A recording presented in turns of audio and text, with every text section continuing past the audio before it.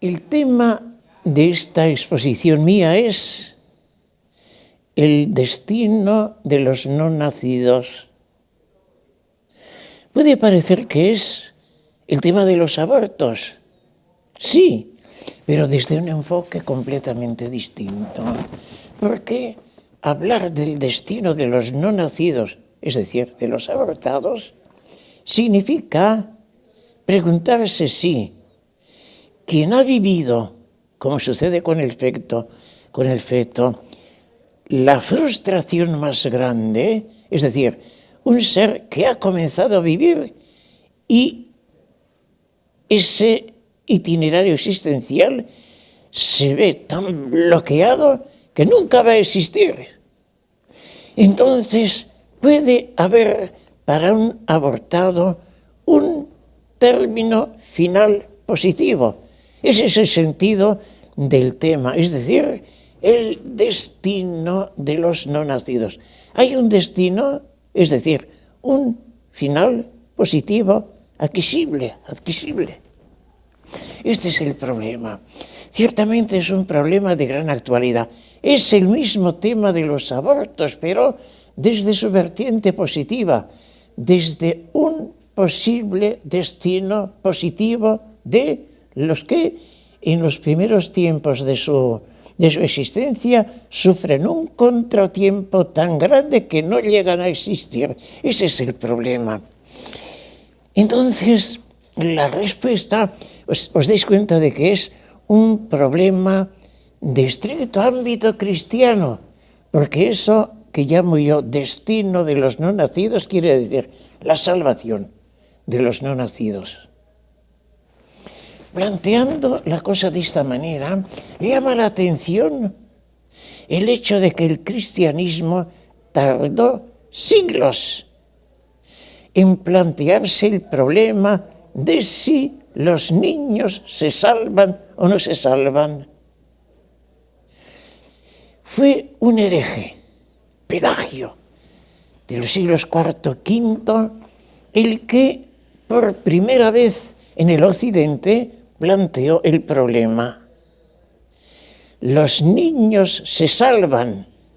Como Pelagio negaba el pecado original, era para él el caso de los niños un caso emblemático.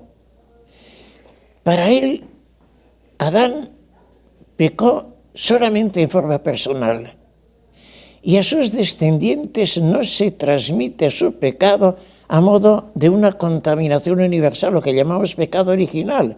Lo de Adán solo fue un mal ejemplo. Entonces, para este hereje Pelagio, tenía sentido la pregunta: ¿qué es de los niños abortados o de los niños que mueren antes del uso de razón, antes de ser bautizados? Y su respuesta, conforme a su idea herética, es: todos los niños se salvan. Pero como no han realizado ninguna obra buena personal, entonces al no tener ese bagaje de buenas obras que le merezca el cielo pleno, los niños no nacidos todos se salvan, pero van a un cielo que es como el borde inferior del cielo, un cielo como inferior. Tienen vida eterna, pero no es el reino de los cielos. Esta doctrina de Pelagio encontró un rechazo frontal en el cristianismo oficial. Indirectamente. Directamente era la enseñanza de que no hay pecado original. Y la Iglesia condenó esta doctrina de que no hay pecado original.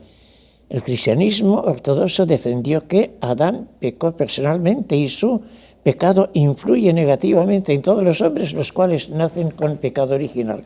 Entonces, se condenó su doctrina y tenía que responderse también a la pregunta del destino de los niños. Entonces, la respuesta fue: los niños que nacen con pecado original, los niños que en la concepción contraen el pecado original y no reciben bautismo, no pueden salvarse. Entonces, lo que era el borde inferior, limbo significa borde, límite. El borde inferior del paraíso se les quitó. De paraíso para los niños no bautizados, abortados, nada. Entonces San Agustín me presentó una solución que luego fue modificada y convirtió en solución oficial para la Iglesia occidental. Los niños abortados, los niños muertos sin bautismo, no pueden salvarse, por tanto van al infierno, pero en un infierno que es un borde superior. Es decir, no es un infierno de los tormentos que tiene un adulto. Por ejemplo, el tormento más grande que es la no visión de Dios, eso lo tienen ese tormento. Entonces, pues, la doctrina se centró en la condenación de Pelagio en pecado original, si pecado original no. Y no se dio tanta importancia a la cuestión de los niños, pero en la Edad Media, en que ya se iba tomando más en serio el destino de la salvación universal y demás, mejoraron, corrigieron los excesos de la doctrina de San Agustín y dijeron: los niños no bautizados, los niños abortados, los niños no nacidos, no tienen la bienaventuranza eterna, es decir, van al infierno. Pero no al infierno, al infierno sustancial, que es la ausencia de la visión divina. O sea, tienen esa pena de carencia, no pueden ver a Dios, pero ningún otro tormento. Entonces era una existencia pues aceptable, no ven a Dios, tampoco saben que existe tal conocimiento y viven una vida pues disminuida, pero no son conscientes de sus límites. Y así corregida la doctrina de Agustín, se convirtió en una doctrina común en el medioevo.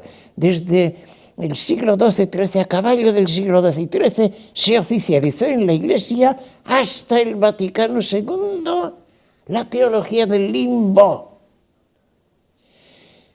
El limbo era, no como se ha pensado algunas veces, un tercer destino, cielo, infierno, limbo, no, sino el límite, el borde del infierno en que los niños abortados o no bautizados no gozan del paraíso, es decir, de la visión de Dios, pero no tiene más tormento. Esa doctrina fue tan universal que duró hasta el Vaticano II. Sin embargo, ya en el siglo XX, fijaos, es un caso increíblemente vasto que entró en el corazón de la conciencia católica, pero que no tenía mucha base. Sobre todo en el siglo XX, hacia mediados del siglo XX, se empezó a replantear el problema de los niños que mueren sin bautismo, primeramente por finalidades misionales. Tantos miles de millones, somos cristianos casi 2.000 millones, y los 7.000 millones, los 5.000 millones que no conocen nada del cristianismo, no reciben ningún bautismo, ¿de ellos qué? Entonces, una finalidad misional planteó el problema. ¿Y qué es de los niños paganos? Al mismo tiempo, ese filón de preguntas encontró una solución en otra perspectiva teológica de la cual se habló también mucho por este tiempo. La opción definitiva. La opción definitiva se entendía así: el hombre se salva o se condena en el último momento. ¿Cómo es ese último momento? Ese último momento tan importante es de una naturaleza muy especial. Es un momento que es de acá, todavía es de esta vida, pero ya, como quien dice, lleva un comienzo de allá. Y la consecuencia más inmediata es: el hombre en ese instante definitivo tiene un conocimiento que supera las normales limitaciones de esa vida. Es decir, el hombre ordinariamente no utiliza su inteligencia más que al 40%, al 30%, al 20%, al 100% nadie. Entonces, ¿cómo puede pecar un hombre con un pecado eterno? ¿Cómo se puede salvar el hombre con una salvación eterna teniendo una utilización tan disminuida de la inteligencia? Y lo mismo vale de la voluntad. ¿Cómo puede querer uno el mal con tanta gravedad que merezca un infierno definitivo? Entonces, a este momento singular se le llamó opción definitiva. Es decir, hay un momento en el cual el hombre, sin salir de este mundo todavía, pero ya estando, como quien dice, bajo las claridades del mundo de allá, su inteligencia da el 100% de claridad, su voluntad el 100% de libertad. Y entonces el hombre con esa luz dice su sí o no al destino definitivo. Entonces el hombre se salva en el paso de este mundo al otro, pero con esas condiciones muy nuevas, muy hermosas. Ve el hombre lo que ha hecho, ve el hombre lo que debía haber hecho, entonces dice, pues yo he obrado mal, y se arrepiente y se salva. Con esto se encontró, como quien dice, una solución a los abortos. El caso de los abortos, cuya existencia termina cuando son asesinados, es igual al final de todo hombre. También ellos, aunque estén todavía en pocos días o en pocos meses de la concepción, tienen un final igual que los adultos. El niño tiene el alma tan completa como los adultos. Entonces también los niños que mueren abortados tienen ese instante de lucidez, ese momento de la opción definitiva. Entonces ellos ven el designio de Dios, ven la obra de Dios, ven con una claridad grandísima de mente, una voluntad no inclinada al mal, y dice entonces definitivamente, yo me adhiero a Dios y me salvo, o yo detesto a Dios y me condeno. Para esta teología era fácil resolver el problema de los niños no nacidos, el destino de los niños no nacidos o la salvación de los niños no nacidos. Cada cual realiza su opción según su libertad. Entonces habría como una objeción, pero claro, una inteligencia tan lúcida y una voluntad tan libre de esclavitudes necesariamente tiene que obrar el bien. Y se decía, no, los ángeles estuvieron en la misma disposición, una lucidez plena, una voluntad libre, y sin embargo los ángeles, sin pasiones, dijeron en el momento de la creación, no serviremos a Dios. Por tanto, no es una realidad inexorable el que uno, viendo bien las cosas, pues se adhiera necesariamente. Puede también tomar una opción de rechazo. Pero esta teoría, muy brillante, muy hermosa, muy lógica, no encontró la aceptación de muchos teólogos, porque aquí no interviene para nada el bautismo y la intervención de Cristo. Y en el Nuevo Testamento no hay salvación sin bautismo. Entonces, una teoría tan brillante pues pasó, como quien dice, sin pena ni gloria. Pero vino una actualidad extraordinaria para el tema cuando por los años 70 se empezó a legislar favorablemente o despenalizar o favorecer el aborto. En las repúblicas marxistas, en los años 60, en el mundo primero, por los años 70. Entonces se generalizó el divorcio, mejor dicho, el aborto de una manera tal que en la actualidad hay 40 millones de abortos en el mundo. Y ahora tiene esta pregunta del tiempo de Pelagio y del tiempo de los escolásticos y de esta teoría de la opción definitiva, una actualidad muy grande. ¿Qué pasa con estos 40 millones de abortados? Y ahora es cuando después del Vaticano II se suscitó en una manera muy viva esta pregunta: ¿qué es de los niños que mueren abortados, de los niños que mueren sin bautismo? Entonces, el Papa Juan Pablo II, poco antes de morir, tomó esta decisión. Encargó a la Comisión Teológica Internacional que estudiara 2 puntos: la salvación de los niños que mueren sin bautismo y el pecado original. La Comisión Teológica Internacional publicó un estudio muy bueno sobre la cuestión de los niños que mueren sin bautismo. Hizo la historia, como os he dicho, en líneas generales, y no dio una solución clara. El estudio es muy bueno.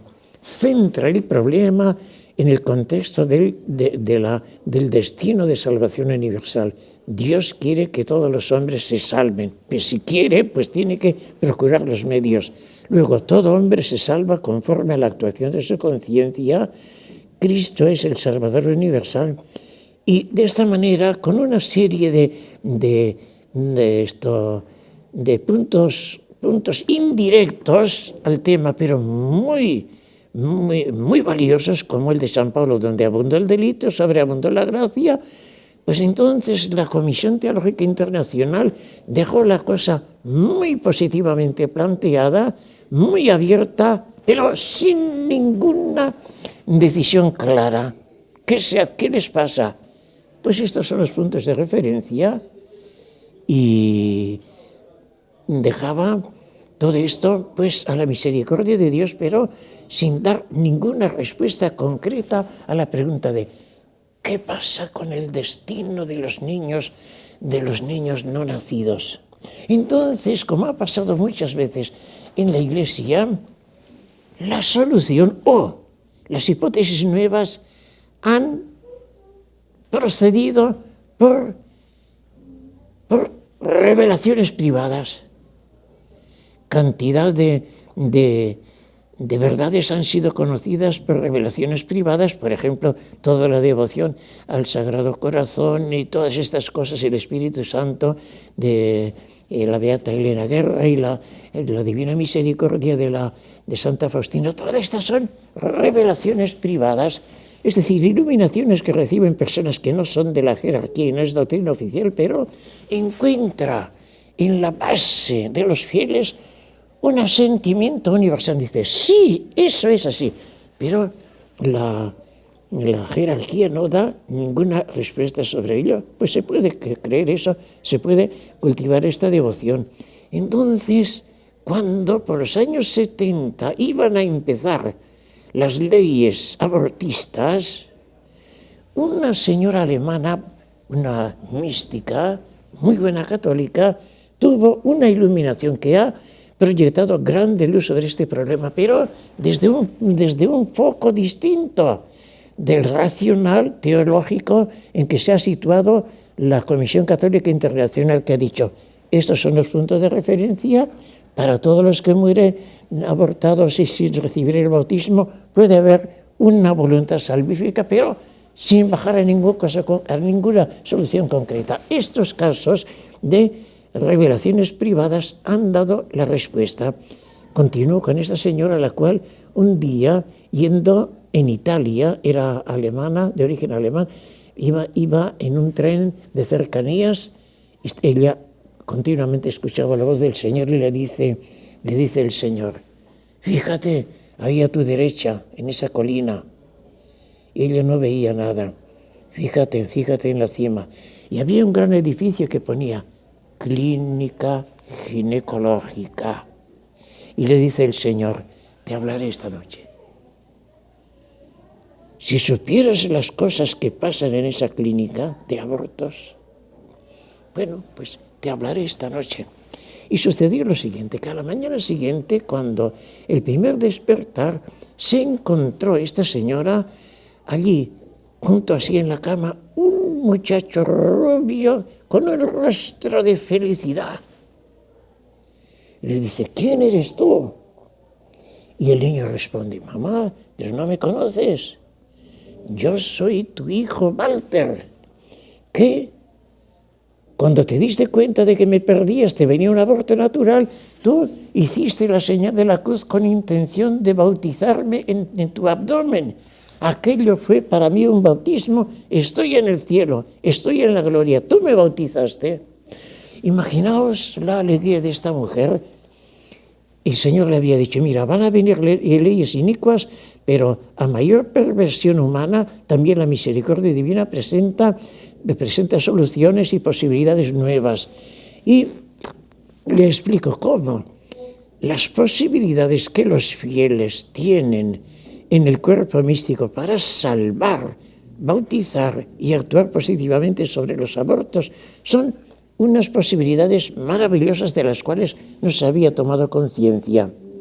Pues bien, esta señora habló con su confesor y en un pequeño tríptico se publicó la iluminación divina que había recibido. Es de tipo de revelación particular, eso no viene ni del Papa, ni de los obispos, ni de nadie. Entonces, mucha gente dijo, ¡qué bueno! De modo que para los abortos hay un bautismo, pues, administrado por cualquiera. Luego, ha habido bastantes otras cosas parecidas y se está elaborando como una teología del bautismo de los abortos. Estas revelaciones o estas iluminaciones personales han cambiado por completo el planteamiento del destino de los abortos.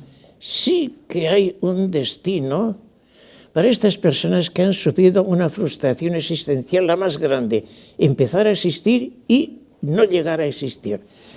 Estas informaciones procedentes de místicos dan a entender que los cristianos hay una posibilidad de bautismo distinto del bautismo del agua. Esto la Iglesia había presentado ya desde hacía tiempo en la siguiente forma. Es necesario para salvarse el bautismo, pero hay 3 bautismos. El bautismo de deseo. Por ejemplo, un catecúmeno que no se ha bautizado y está preparándose y muere. Ese catecúmeno que no ha recibido el bautismo, pero estaba preparándose por el bautismo de deseo, se salva. El bautismo de la sangre, el bautismo de los santos inocentes, los cuales fueron asesinados por orden de Herodes y son tenidos como santos.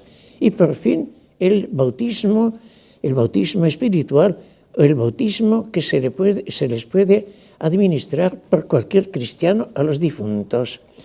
Quiero decir, a los abortos. Entonces, según estas iluminaciones de tipo de revelación personal, lo que cabe hacer para salvar a un aborto, porque para estos autores hay solamente 2 destinos definitivos, salvación y condenación, pero hay todavía dos modos de existencia en el más allá provisionales, purgatorio y limbo. El purgatorio termina cuando el alma se ha purificado. El limbo termina cuando alguien ha bautizado desde acá a esas almas que están esperando el bautismo. Para estos autores, el limbo es una situación provisional en la cual las almas no bautizadas están esperando un bautismo. En el momento en que alguien bautiza desde esta dimensión de la Iglesia a uno que está en el más allá, con un bautismo de tipo espiritual o de tipo de deseo, entonces ese bautismo pone fin al estado del limbo y esas almas reciben la salvación propia de cualquiera que ha recibido el bautismo e inmediatamente suben a la gloria. Entonces, estas explicaciones, que todavía no son oficiales, son las que responden a la pregunta primera. ¿Cuál es el destino de los niños, de los no nacidos? ¿Tienen destino? ¿Tienen un final todavía posible? ¿O es un destino frustrado para siempre por esa actuación de quienes han cortado su existencia nada más nacidos, nada más concebidos? Entonces, la respuesta es sí.